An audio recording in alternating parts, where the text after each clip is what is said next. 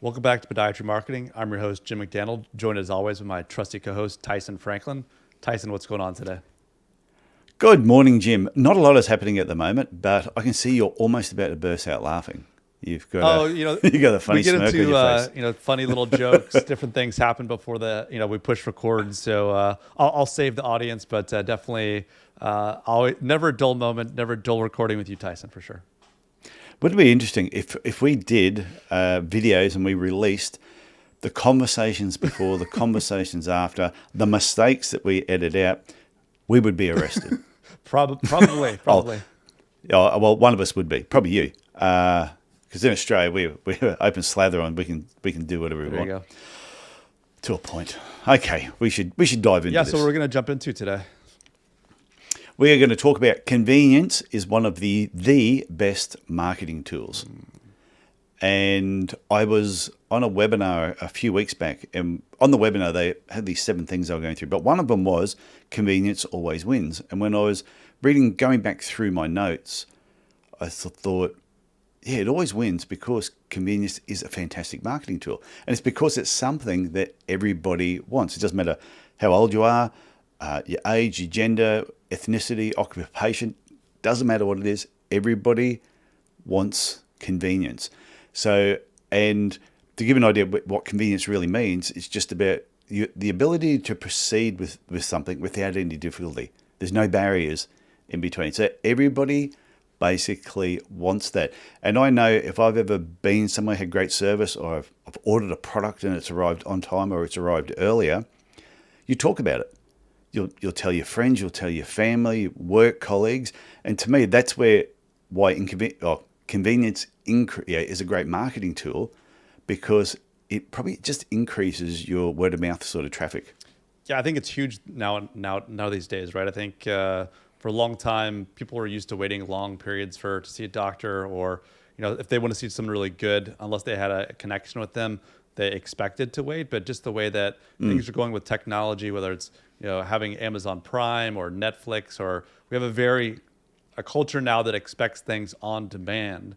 So if it takes weeks or even days sometimes for people to come in and see a doctor, it doesn't feel convenient. And like you said, when it's convenient, people are willing to talk about it. They're willing to share on social media or talk to a friend at a gathering about a great experience they had. But also the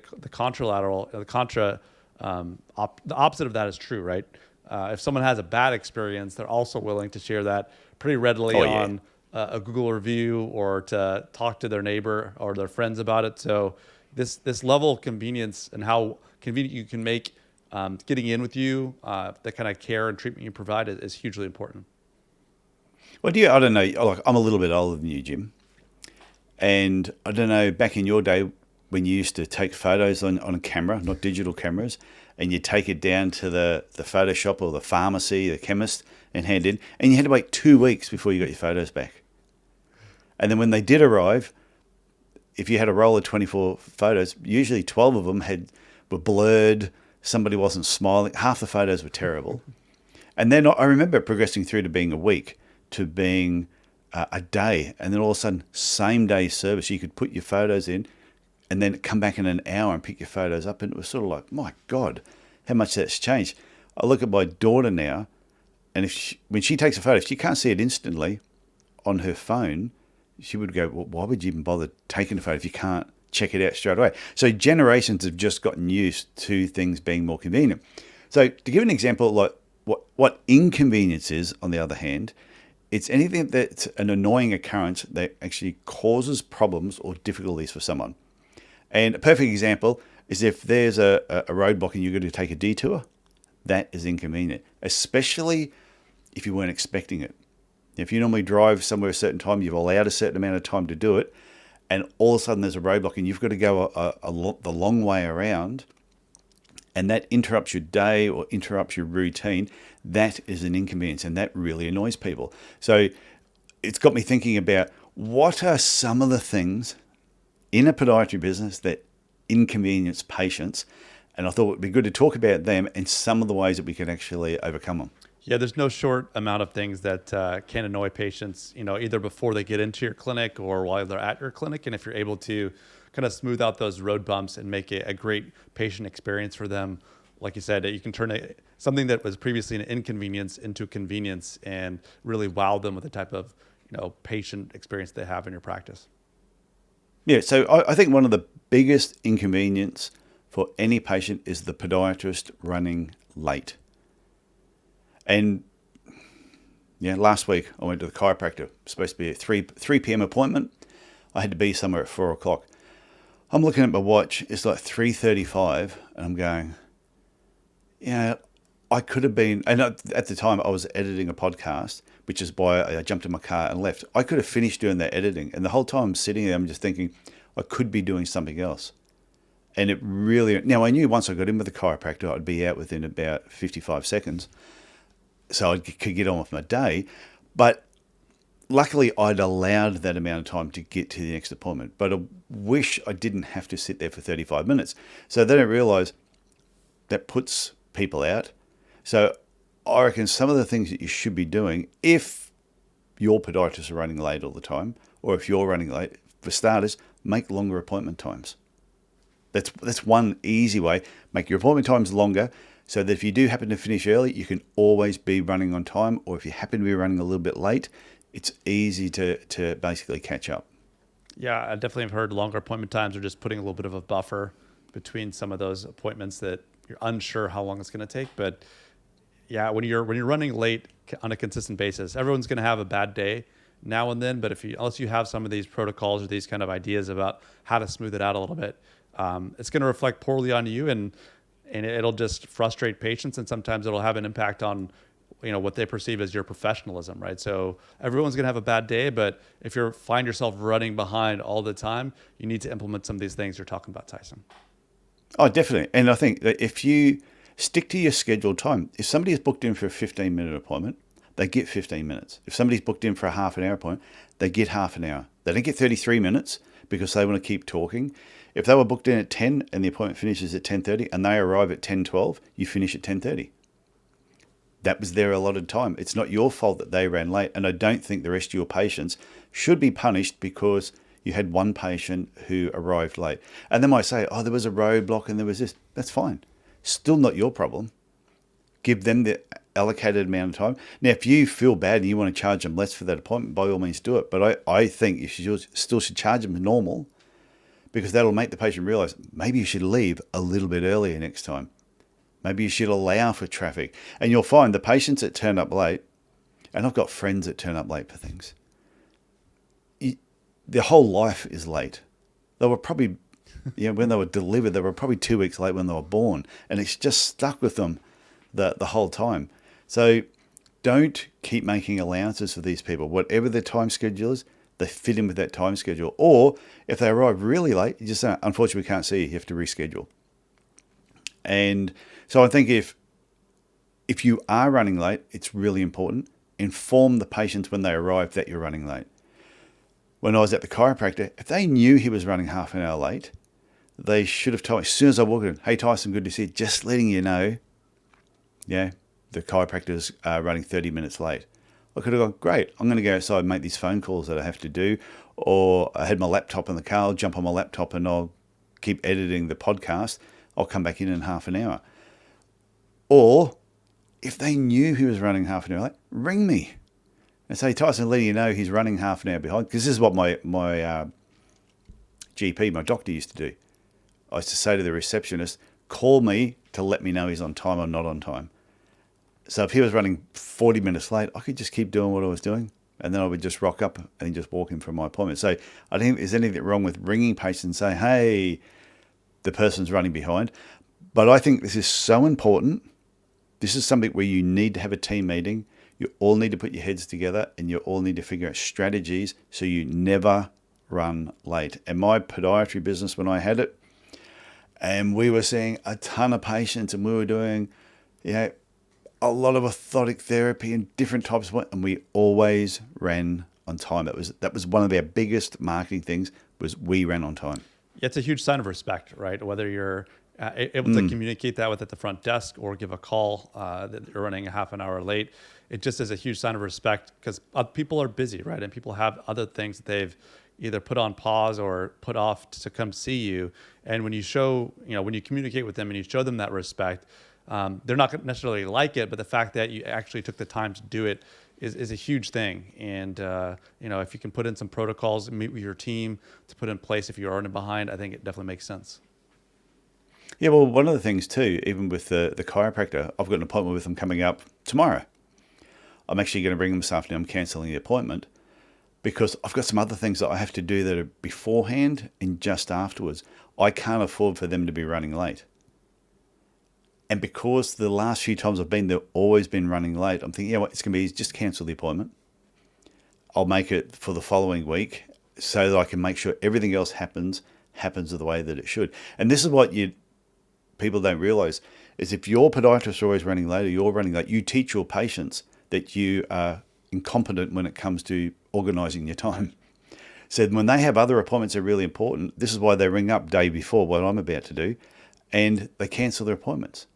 And you go, oh, rotten mongrel, why are they cancelling with such short notice? Because other important things have evolved and they know that you're not very good at keeping the schedule. Yeah, it definitely is a little bit of a loss of trust there between you and the patient when you're always running late. Yeah, so the second thing that I think is really inconvenient is when the podiatrist is so busy. Oh, I'm booked out, weeks or months ahead. And therefore, the patient that you just saw needs to see you again for something and they cannot get a suitable time to come back in. And I think if you are that busy that you see a patient on Monday and you can't get them back in that week somehow, then you're obviously not charging enough. You need to increase your fees and you need to cull the week.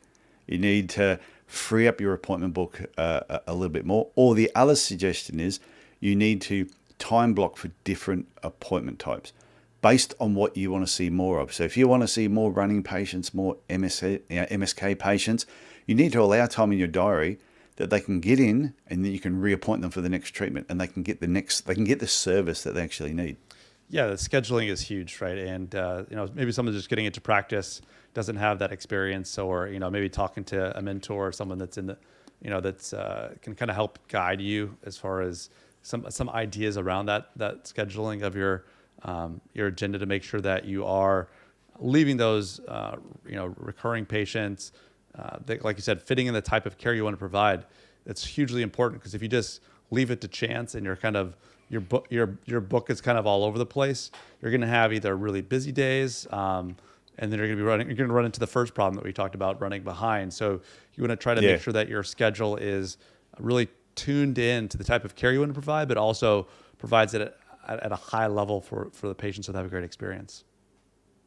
I'm yet to have a coaching client who's come to me saying I'm booked out, weeks or months ahead, that we have not within a couple of months been able to increase their fees by a considerable amount and actually create less work for themselves and be able to get more of what they want in there. But people straight away put these labels, oh no, I'm booked out so many months ahead, like it's a big badge on their chest. I couldn't possibly put my fees up. I can't do this.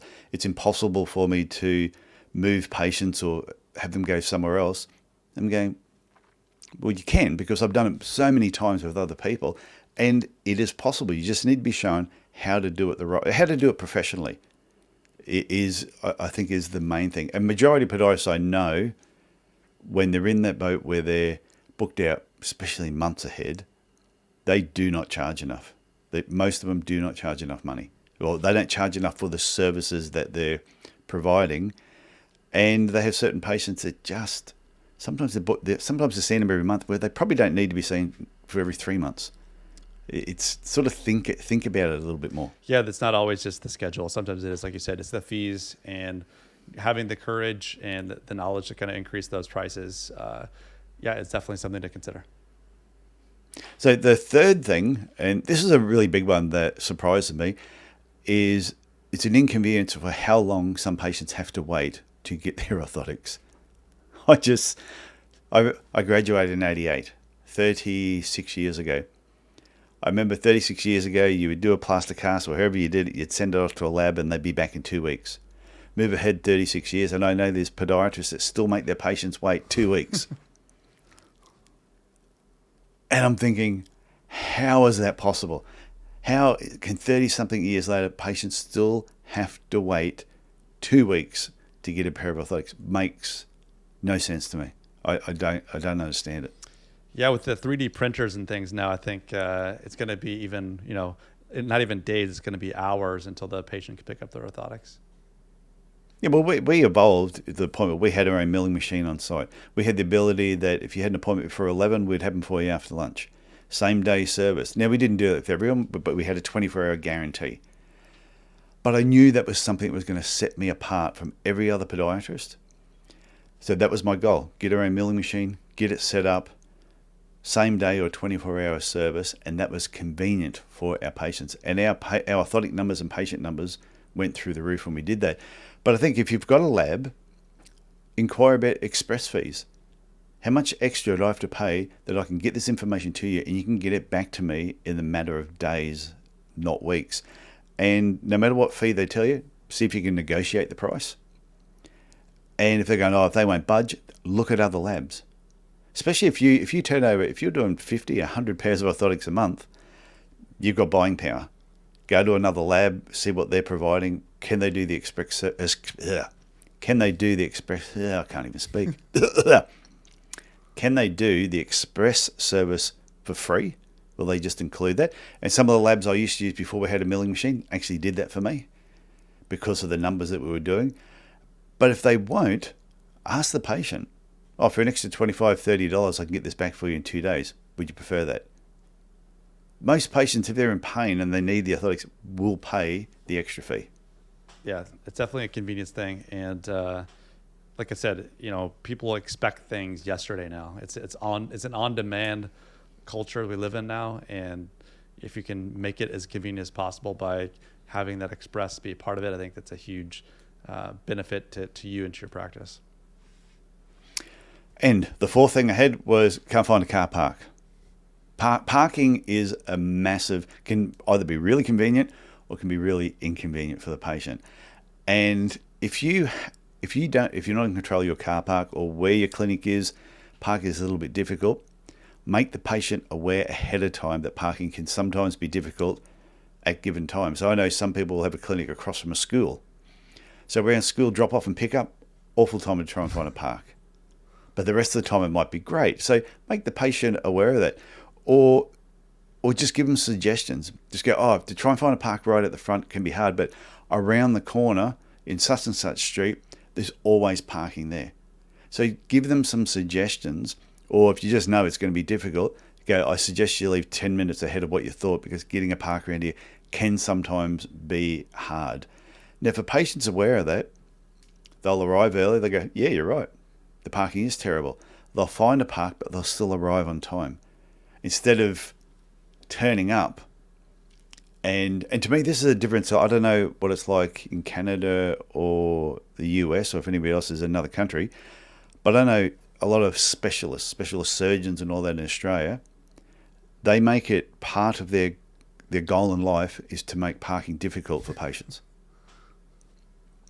Most specialists will be in an area where all the specialists are and the parking is crap because they don't care, because they're specialists. They charge an arm and a leg to see them and they don't give a shit if you're inconvenienced or not. They just don't care.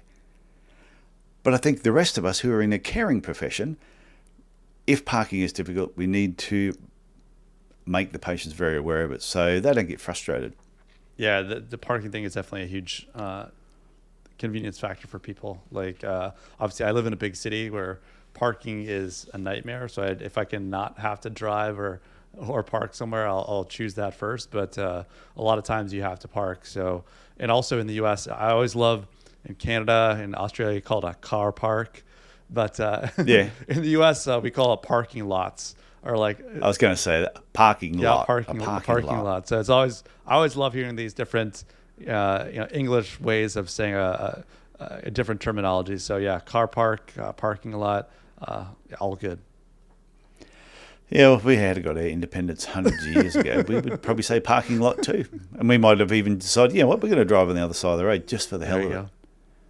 Just because we can. We're going to do the exact opposite of what you're doing. Anyway, the last thing I just want to talk about was just whatever your online booking process is just go through it yourself and make sure it's simple. Make sure it makes sense. I've seen some booking sites on different healthcare websites, really simple to navigate. You get in, bang, bang, bang, you make the appointment really easy. I've seen other ones where you get in there and I'm going, oh my God, this is a bit of a pain. And we spoke about this on one of the previous podcasts where they'll have a form on there. They want you to fill out all this information and then you arrive at the clinic on time and they want you to fill in the same information. That is inconvenient. Make it as convenient as possible. So, like I said, have a team meeting. Think about what convenience means to your patients. And it's really look at all the areas where you can create less barriers. Is ease of purchase. So if you're recommending a foot cream or some form of product, strapping tape, have it handy for them to purchase it. Hey, this is the foot cream we recommend. We've got it at the front. They don't have to jump in the car, then go and drive to another place to go and buy that cream. So small things like that, if you're recommending it, have them on site and you will actually make some extra money from it. And then just think about what else do they need? What else will they need next week, next month, next year? And try and navigate your business around that. To just try and make the whole experience with your business fantastic. They will leave. And when they do leave, they're going to talk about your business in a really positive way. Yeah, it's a great way to market your clinic, right? Is this kind of word of mouth. It still exists. There's like digital word of mouth, regular word of mouth, and the better patient experience you provide, the more likely you're going to get that positive word of mouth. So just like you said, do everything you can in your practice to make it as convenient as possible for the patient. There's a lot of different ways of doing it. There's even probably more than we talked about today. I'm sure we could spend hours talking about this topic, but I think it was a really great topic to bring up today and very relevant. So, no, that's enough for me today because like I said, I get fired up sometimes. But no, that's good. I like this particular subject because it is such it's such a great marketing tool. And even though you'll hear some organisations say, "Oh, word of mouth marketing is dead," no, I still think word of mouth marketing is one of the best. You build up your reputation, like you said, online or offline. People will talk about you. And when you're part of the conversation in a positive way, it can only help build your business. So this has been a fantastic subject, Jim. Yeah, I've enjoyed, Tyson. Okay, I shall talk to you next week. All right, sounds great. Okay, bye. Bye.